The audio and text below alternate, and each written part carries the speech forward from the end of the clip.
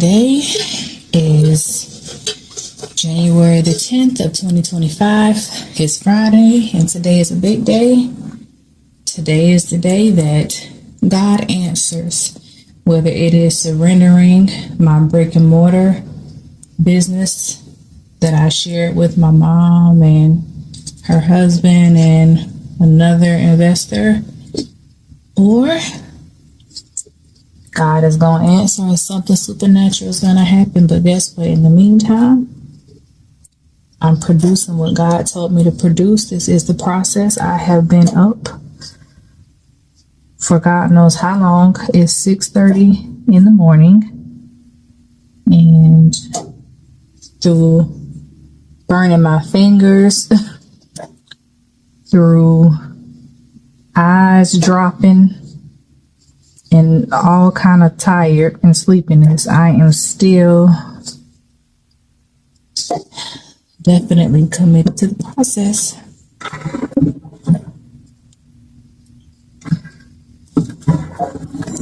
Just wanted to document some of it since I've been so busy producing that I haven't really been documenting.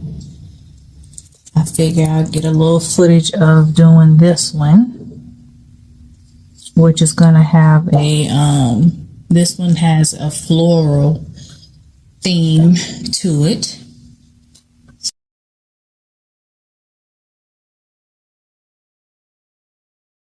Let's continue where we left off. Refer to my previous video for context. So what happened with the brick and mortar business that I shared with my mom? We were forced to let it go. We ended up surrendering the building. We didn't have the funds to do a build out on the restrooms to be in compliance with what we were using the building for. Ultimately, money can't be made when you can't do business. Did it sting? Yes. However, many lessons were learned along that journey. And after much fasting and praying and asking God for answers and guidance, He instructed me to launch my clothing brand, Crazy Moves. It's bigger than clothing. Crazy Moves is a powerful movement, a brand that empowers bold self-expression through art-inspired fashion, movement, and creative culture in the form of streetwear, activewear, swimwear, dancewear, and faithwear. This piece right here on the screen is one of the 62 items on my line that you can go to crazyexclu.com and purchase. All of my pieces are limited edition, limited inventory. This piece right here is called Sweet Aroma, which is inspired by believers who are living a kingdom life. They're not just talking the talk, but they're walking the walk, and God is pleased with their life, and their life sends a sweet aroma unto heaven. When God looks down on them, He is pleased with them. He is saying, "Well done, my good and faithful servant," not just when you leave this earth, but every day, because you're being intentional to please God with your life. So that's the inspiration behind this particular piece right here.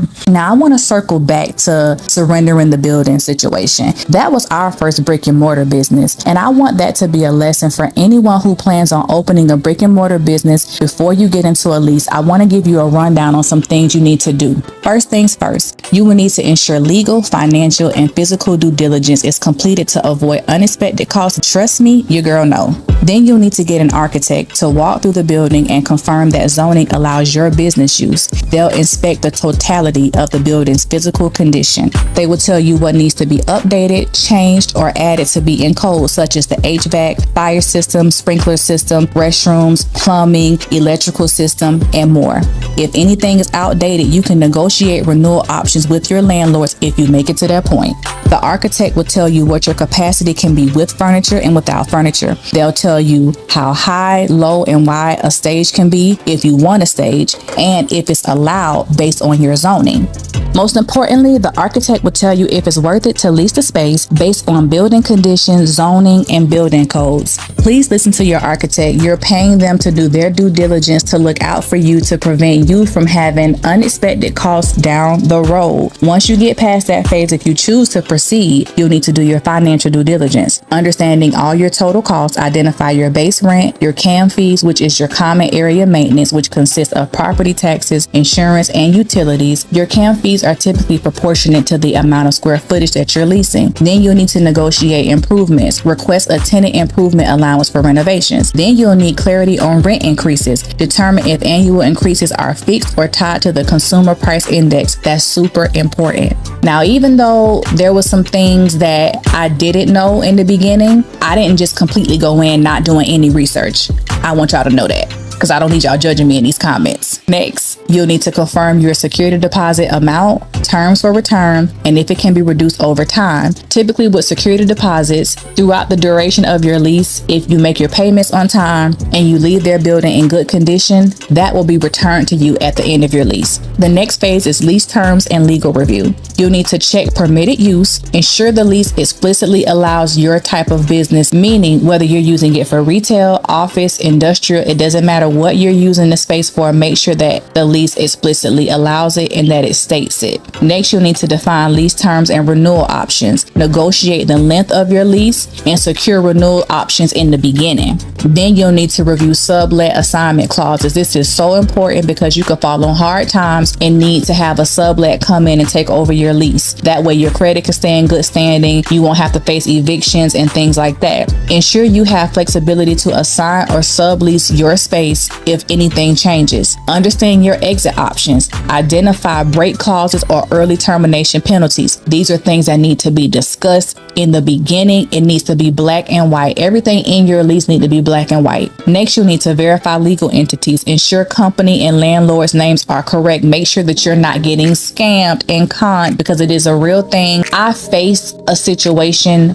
throughout my lease agreement with a scammer, and that's a story for a whole different day. Next, you'll need to do your physical inspection and operation. So all the things that the architect told you in the beginning needed to be changed, updated, fixed, added, or whatever before you're able to open for business. And there are loopholes in this, but I'm not going to get into that. Before you're able to properly open your business and run business the correct way, you will have to go through a physical inspection and operations. So they'll inspect the HVAC, the plumbing, the electrical, those things. Clearly define which party is responsible for maintenance and repair of those items in your lease agreement. Typically, when it comes down to things like that and structural things as far as roofing and the ceiling, that should be the landlord's responsibility. However, you do have some slumlords that will pass that off to the tenant. So make sure that it's defined in your lease who is responsible for those things. Then confirm signage rights. Ensure you can install exterior signs. That's crucial for your business visibility on the outside of your building.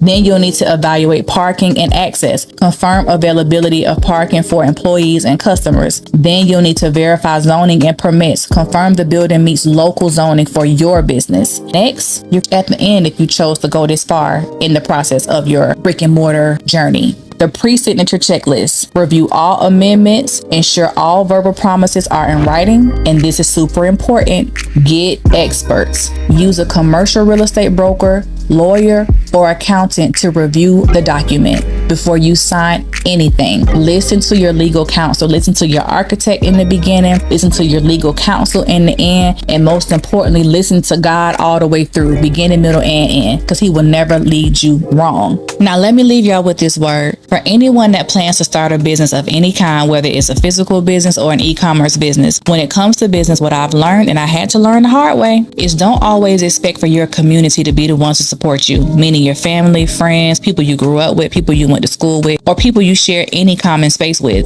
Word to all kingdom people listening. Just trust God to prosper your business. Trust God to make your business abundant. If you're in his will and he gave you the business, he'll bless the business. Continue to be obedient to his leading. Don't worry about who isn't supporting. Don't worry about who's spectating or who might even be hating. Just know that if God be for you, he's greater than anything coming up against you. You just have to keep moving on your set apart path. You built the brand and God will send people to support the brand. It's sad, but in most cases, it's not the people that you know that support you. Even the Bible speaks on this in Luke 4:24 about the prophet not being accepted in his hometown. Look at yourself as the prophet, not literally, or maybe literally if that's your calling. But in this case, I'm speaking more metaphorically. God will cause people from lands that are foreign to support you. And I mean that literally and metaphorically. Ultimately, don't be discouraged in your well-doing and remember your why behind your brand. Keep the main thing the main thing. Just continue to lift God up and it'll draw all men unto you because he's in the forefront and at the foundation. And all you do, even pertaining to your business, do it unto the glory of God. Because after all, only what you do for Christ will last anyways. So remember your why and your mission. It should always be kingdom business. I actually saw a podcast earlier today where a young lady said there really is ministry in the marketplace. And if you're a believer, your business should be rooted in ministry.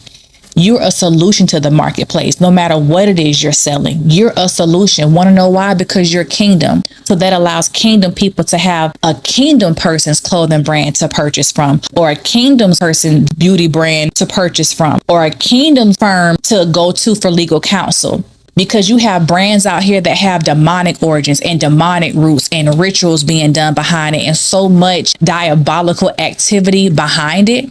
So when you're kingdom, you have the almighty power of the living God behind your business when you're kingdom. So remember, no matter what you're selling, you are a solution in the marketplace. And as I'm ministering to y'all, I'm ministering to myself as well. I'm an entrepreneur and this journey has not been an easy one, but I know in my heart it'll be worth it. I'm just continuing to trust God on this entrepreneurship journey and in my life in general. I know that everything concerning me, including my business, is in nobody else's hands but the Lord. Of course, I have to be obedient to his instructions. And as long as I'm doing that, I'll be just fine. And that goes for you too, kingdompreneurs out there. God is going to bless your business suddenly, right before your eyes, but you have to faint not. You have to keep the faith. You have to fast and pray. You have to stay in relationship and constant communication with your Heavenly Father and seek him on what to do. Also, make sure that everything is in place so when the flood comes in, the flood of sales and orders and whatever, you'll be ready and overwhelmed in an exciting way, in a way of bliss and just utter joy, not in a way of being stressed out and full of anxiety. Try to plan out as much as you can right now. So that way, when that cloud of rain bursts over your life, you're ready for the overflow and you're going to handle it like a G. Keep pressing towards the mark of the higher calling, y'all. Be encouraged in the Lord. Remember to watch as well as pray. Peace. I love you and you can't do nothing about it.